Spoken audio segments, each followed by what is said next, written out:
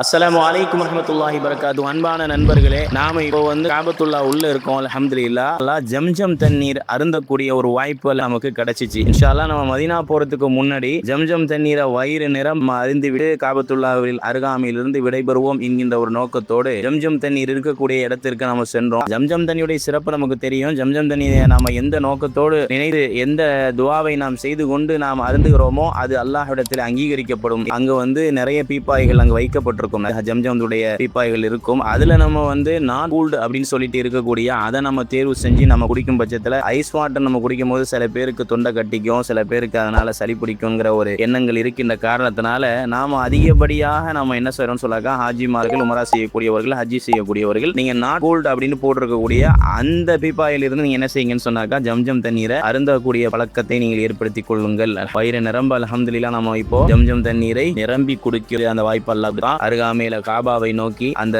படையில ஜம்ஜம் தண்ணியை குடித்துக் கொண்டு இந்த உலக மக்களுக்காக வேண்டியும் நமக்காக வேண்டியும் துவா செய்து நாம் அங்கிருந்து விடைபெற்றோம். அல்ஹம்துலில்லாஹ்.